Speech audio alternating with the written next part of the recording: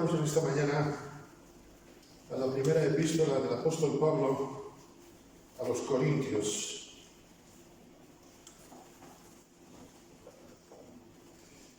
Y en el capítulo 9. Primera de Corintios, capítulo 9, y vamos a leer un versículo que nos va a servir como punto de partida para una reflexión en esta mañana, lo que nos dé tiempo y si no, pues en otro día quizá. Leo Primera de Corintios 9, 24. ¿No sabéis que los que corren en el estadio, todos a la verdad corren, pero uno solo se lleva el premio? Corred de tal forma, de tal manera, que lo obtengáis. Vuelvo a hacer esta pregunta retórica que hace el apóstol Pablo. ¿No sabéis que los que corren en el estadio, todos a la verdad corren, pero uno solo se lleva el premio? Corred de tal forma que lo obtengáis. Quien no sabe a dónde va, no llega a ningún sitio. Quien no sabe, quien no se propone un punto, al final no llega a ningún lado. ¿Te imaginas que los corredores salieran en el estadio sin pensar en la victoria? O que saliesen pensando, vamos a correr. No irían a por nada, no llegarían a ningún sitio. En el campeonato este que está viendo de atletismo, de diversas disciplinas deportivas, este fin de semana aquí en Pontevedra, he visto a varios entrenando por ahí. ¿Te imaginas entrenar para allá? No sé. No tiene sentido ninguno, ¿verdad? Muchas personas, y cuando digo personas me refiero también a cristianos, viven así. Viven la vida sin objetivos. Y cuando vives la vida sin objetivos, la meta es el fracaso. Si quieres fracasar en la vida, empezamos bien hoy. Si quieres fracasar en la vida, no tengas objetivos. Tampoco vas a tener victorias, ¿eh? Hay cristianos que a veces tomamos decisiones que nos llevan al fracaso. ¿Recordáis a Jonás? Ya sé que no era el tiempo del cristianismo, era el tiempo de la ley. Pero Jonás era un cristiano, contextualizando nuestro tiempo, que tomó una decisión porque no tenía objetivo alguno. Dios me ha dicho que haga eso, yo no voy a hacer nada. Y compró un billete a lo que él creía, que era huir de la presencia de Dios, pero no se dio cuenta que lo que compró fue un billete al fracaso. Y sabemos la historia de Jonás. Tomó una determinación, tuvo una actitud que le llevó al fracaso. A lo largo de la historia, muchas empresas, quiero recordar, por ejemplo, esta mañana brevemente, Kodak. ¿Recordáis? Hasta no hace tantos años, Kodak era el líder mundial en fotografía. Hoy Kodak es historia. Porque cuando empezó a salir el tema de la fotografía digital, dijeron, eso no tiene futuro. Desde luego tomaron una determinación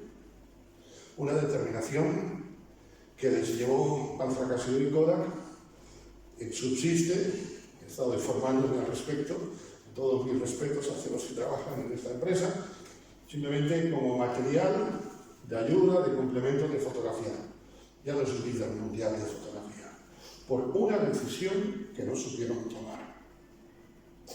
Su falta de visión, su falta de metas, vamos a seguir como hasta ahora que nos ha ido bien.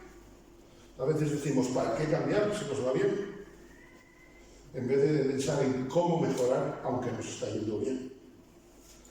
Hace algunos años, creo que alguna vez lo he citado en público, recuerdo un aceite industrial, un aceite para coches, que cierto personaje muy conocido promocionaba como el aceite mejor del mundo para el coche. Y el anuncio terminaba diciendo: solamente me preocupa una cosa de este aceite: cómo mejorarlo. Y a veces nos hemos olvidado de cómo mejorar. En nuestra vida nos ocurre a todos igual. Todos tenemos la seguridad en el Señor del triunfo o también del fracaso. Jesús dijo: separados de mí, nada podéis hacer. Si quieres ser un fracasado, sepárate de Cristo. Si quieres ser un triunfante, acércate a Cristo. Dice el apóstol Pablo que en Cristo somos no vencedores, sino más que vencedores por medio de aquel que nos amó. Así que esta mañana, queridos hermanos, lo que quiero plantearos es que podemos escoger, somos libres de escoger entre el fracaso o el éxito. Es cuestión de escoger. Permitidme, usando este texto que hemos leído del apóstol Pablo a los Corintios, ¿a qué salimos? ¿A ganar o a perder? Yo estoy seguro que todos iríamos aquí en esta mañana a ganar. Pero realmente lo hacemos así. Quien esto os habla, quien esto os dice en esta mañana, reconocen que muchas veces hay actitudes que podemos tomar, que tomamos como Jonás, creyendo que es lo mejor, pero que es una actitud que nos garantiza solamente el fracaso. Quisiera pensar en dos actitudes, dos decisiones que nos llevan al fracaso y otras 5 que nos llevan al éxito. Y vamos a ir con cierta calma, aprovechando el tiempo que tenemos. Quisiera pensar en esta mañana que hay seguridad en el fracaso, seguridad en la derrota, cuando hay falta de visión. ¿Y qué es la falta de visión? El conformismo. Citaba hace un instante el caso de Kodak. Estamos de maravilla como estamos. La parábola, cuando Jesús habla de aquel necio: esta noche vienen a pedir tu alma. Y él primero está diciendo: bien estoy, qué de maravilla, no necesito nada más. Tenía falta de visión. Y eso le llevó al fracaso. Cuando hay conformismo en nosotros, hay fracaso. ¿Por qué? Porque el conformismo nos impide mirar hacia adelante. El conformismo solo hace que yo mire hacia donde estoy y no mire hacia adelante con un objetivo. Qué bien lo hemos hecho en el pasado. Por eso estamos donde estamos. La cuestión no es dónde estamos, sino dónde queremos estar. Y el cristiano, yo, una de las cosas que entiendo en la Escritura, tiene que ser un ser inconformista. Muchas veces quieres que en tu vida cambien las cosas haciendo siempre lo mismo. ¿Te imaginas? Vas al médico y el médico le dice: si usted quiere reducir, por decir algo, el colesterol, tiene que quitar esto, esto y esto. Dice: no, doctor, mire, yo quiero reducir el colesterol, pero yo quiero seguir haciendo lo mismo. Vamos. Al médico le da una ataque de risa tremendo. Y a veces queremos que Dios cambie cosas en nuestra vida siguiendo con nuestras actitudes, siguiendo con nuestra visión, siguiendo con nuestra forma de hacer las cosas y no hacerlas conforme al corazón de Dios. Porque el conformismo siempre nos lleva al fracaso. El conformismo está muy unido con una muchachita que se llama miedo. El miedo. A veces hay miedo al fracaso. ¿Y sabes a lo que conduce el miedo? ¿Sabes lo que conduce el miedo al fracaso? Al fracaso. El miedo al fracaso conduce al fracaso. El miedo al fracaso, la única seguridad que nos da es el fracaso. Era la mañana del lunes 15 de marzo de 1983.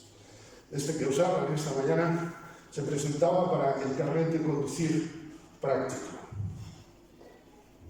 Aunque no lo parezca, yo me examiné, no lo saqué en un paquete de pipas, el carnet de cruz. Y recuerdo que íbamos un grupo en la autoescuela y una mujer mayor, supongo de 30 años, porque claro, yo con 18, pues cualquiera te parecía mayor. Recuerdo que esa mujer dijo, voy a suspender. Mirábamos así. Otro compañero que iba a examinarse con nosotros nos daba consejos de qué hacer en el examen. Él era la 8ª vez que iba. Los dos iban, seguro que me van a catear. Yo no sé si éramos 10 que íbamos a examinarnos.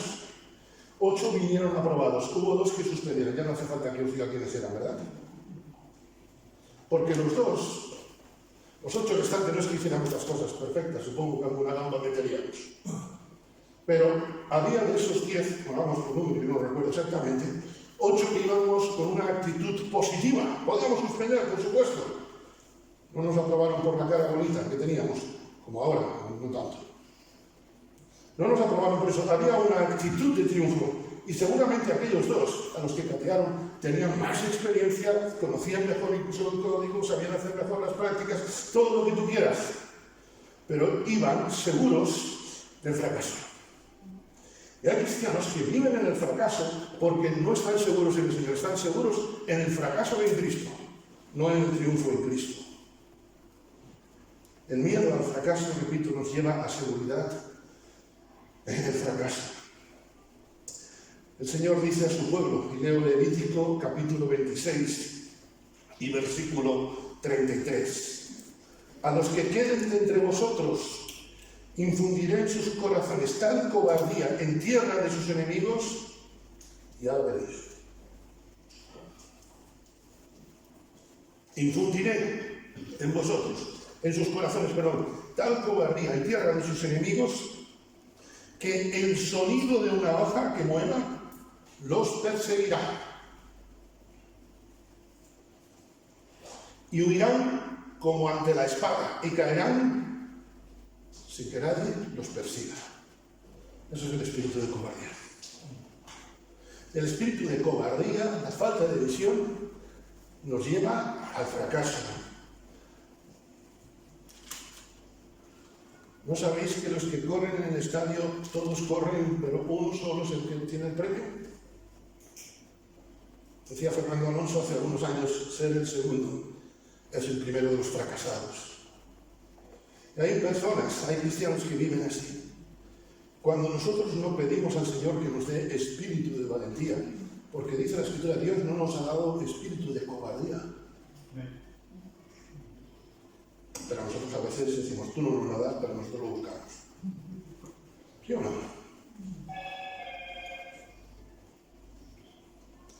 Necesitamos pedir a Dios que renueve nuestra visión para tomar decisiones, no digo arriesgadas, sino sabias. Jonás tomó una decisión arriesgada, pero una decisión necia. Tenemos visión, ¿sabes cuándo? Cuando descansamos en las promesas de Dios, no en lo que yo sé de la Biblia. Porque podemos tener mucho conocimiento de la Biblia, pero no estar descansando en las promesas de Dios. Que son cosas diferentes.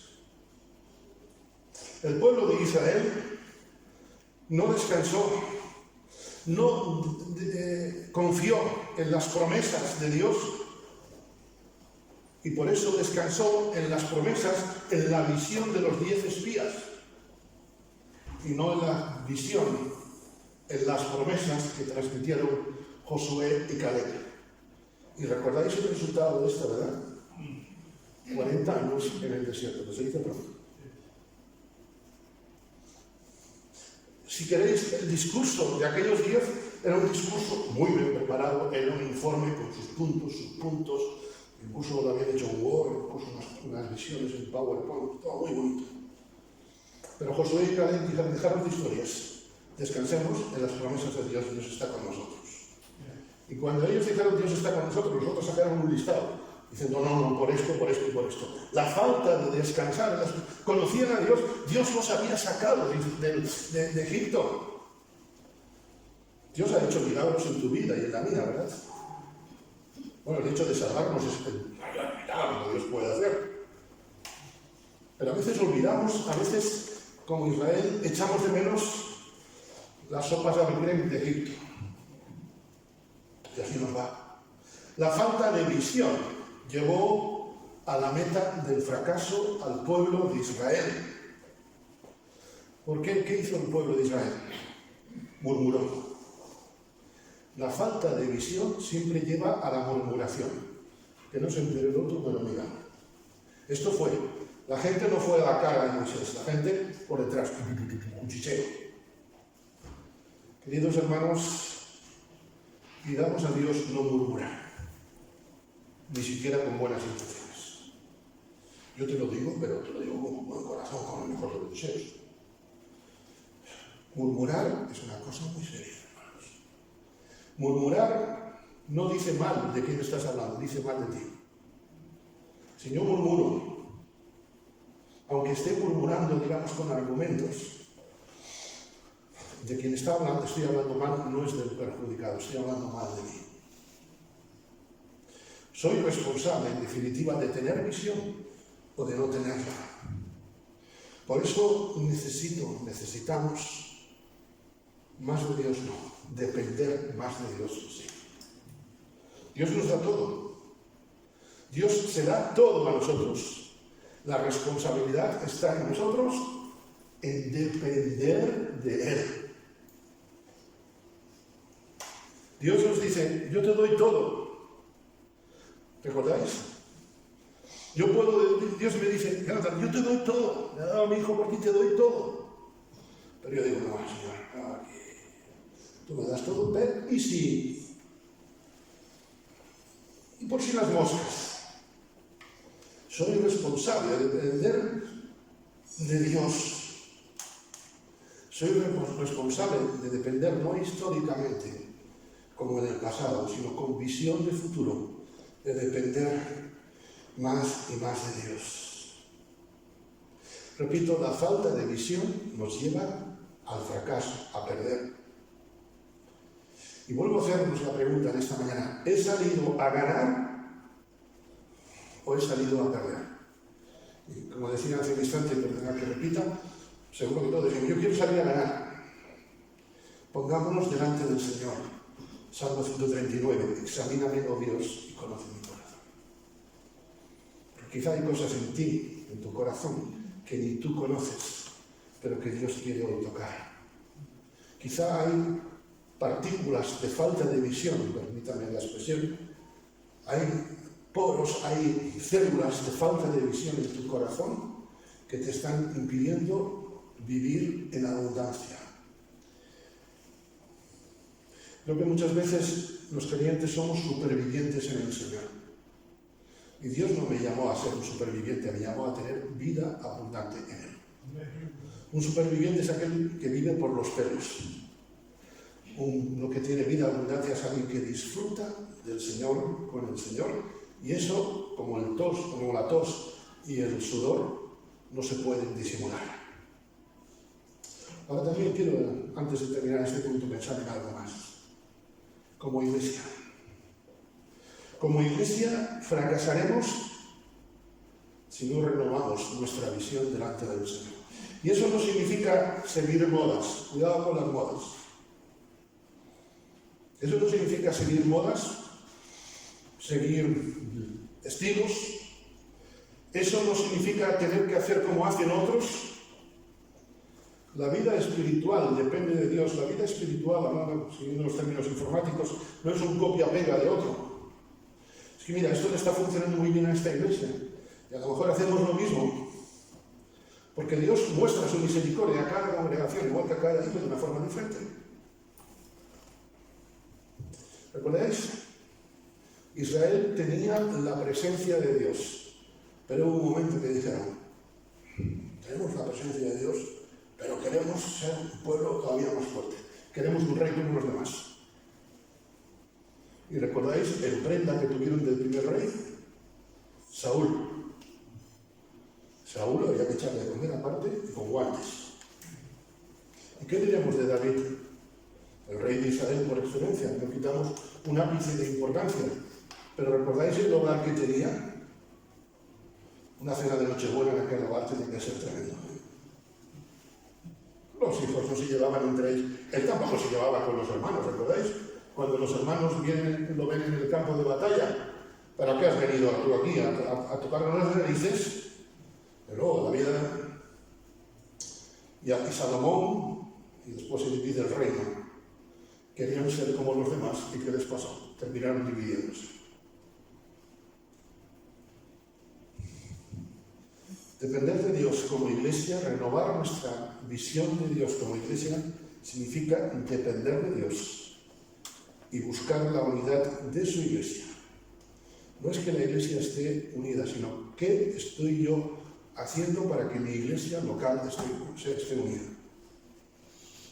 Porque si no estoy haciendo nada por mi iglesia, estoy arrastrando como Acán a mi iglesia al fracaso.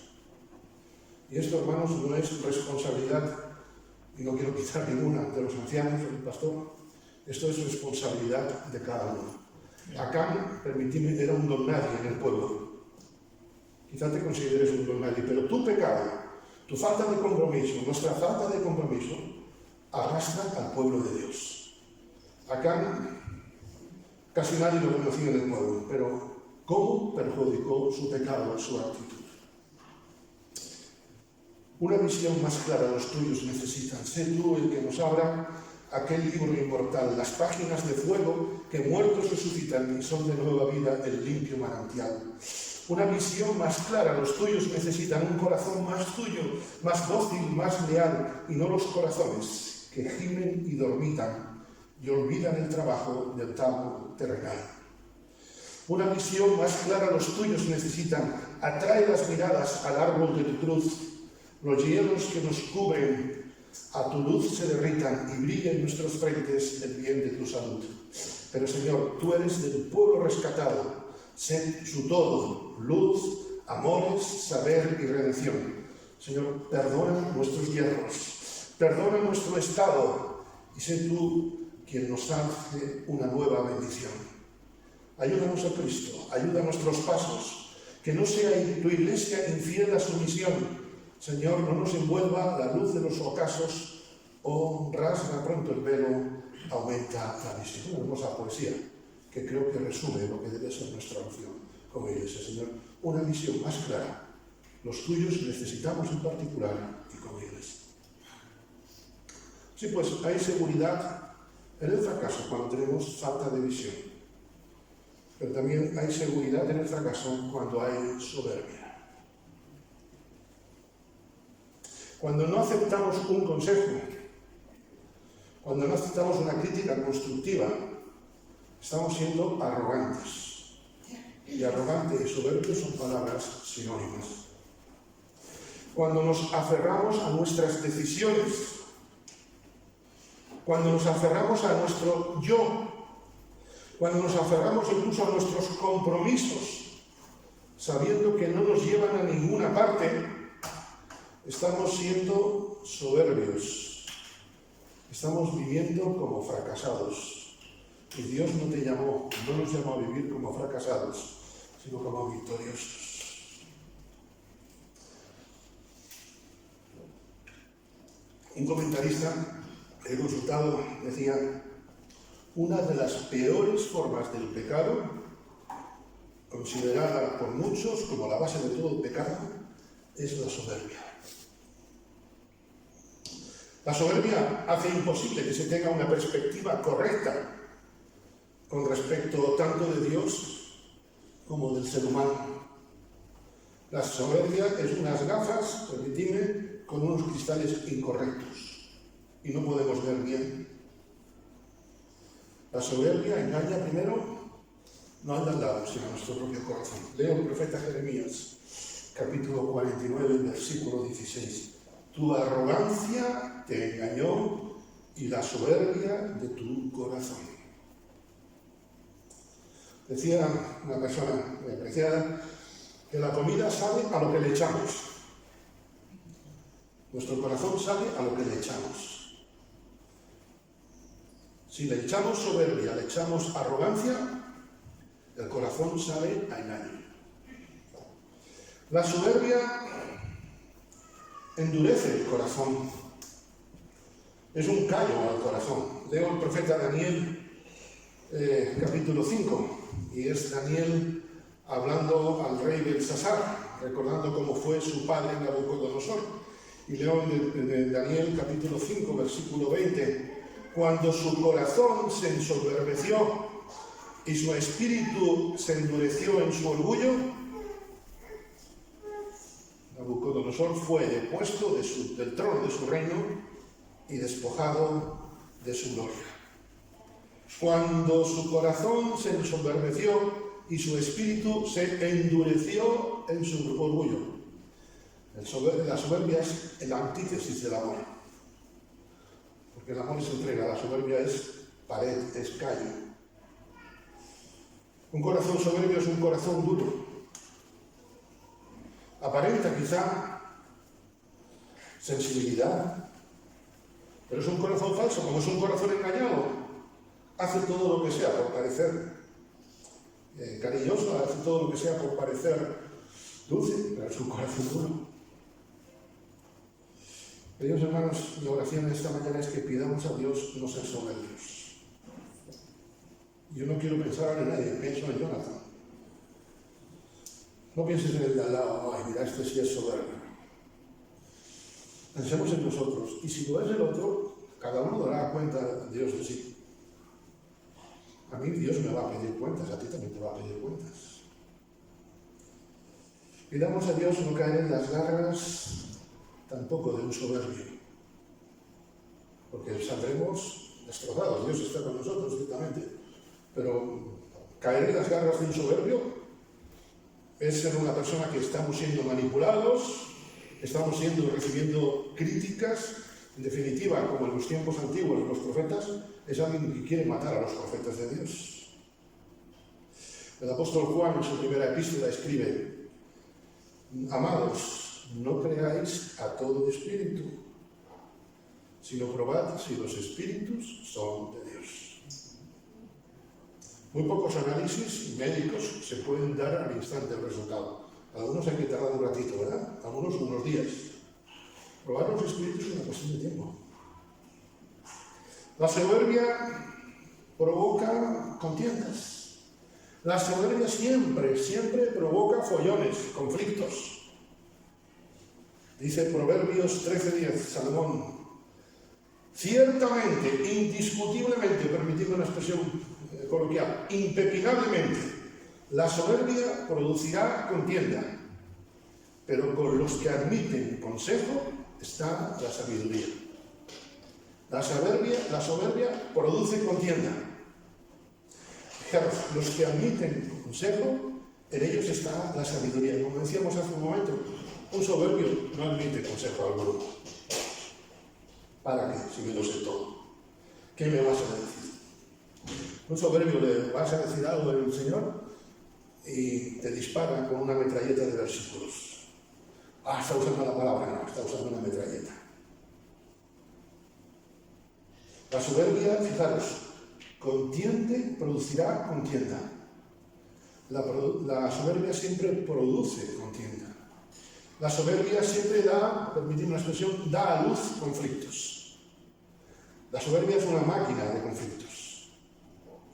Y a veces hay personas que llevan una sorpresa, un tanto muy desagradable, porque parecen de entrada hoy. Es un encanto de persona, pero amigo. Cuando sale su corazón a flote, ves que no crece la hierba. Como me decía alguien una vez, hay personas que tienen una fregona para cada fregado. Y ahí están siempre fregando. ¿Me entendéis, verdad? Aparte de soportarme, me entendéis, ¿no? Más que personas conflictivas, lo que hay son personas soberbias. No decimos, esta es una persona conflictiva, esta persona es soberbia. Es un problema de corazón. Ojalá ninguno de los aquí presentes, de los que nos vean en las redes, sea de estas personas. Por eso mi clamor en esta mañana, como Jonathan, y espero que sea de cada uno, es: Señor, conoce mi corazón y ve si hay en mi camino de perversidad y guíame en el camino eterno. Porque porque la soberbia me lleva a engañarme a mí mismo. Una persona provoca destrucción.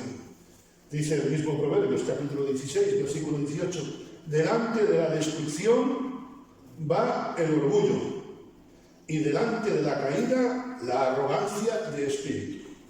Un arrogante de espíritu, no le voy a decir tarde o temprano, seguro que cae. Seguro que se destruye delante de la destrucción. No solamente cae, sino destrucción. Es un proceso lógico. El conflicto siempre trae destrucción. Siempre deja heridos por el camino, siempre deja muertos por el camino. La soberbia siempre es conflicto contra los demás y sobre todo conflicto contra Dios. Porque en vez de descansar en las promesas de Dios, nosotros queremos hacer las cosas de nuestra manera. Y cuando luchamos contra Dios, queridos, no solamente tenemos las de perder, sino que tenemos seguridad de que vamos a salir destrozados. No es que solamente perdamos y después mañana jugamos otro partido, no. Es que vamos a salir destrozados.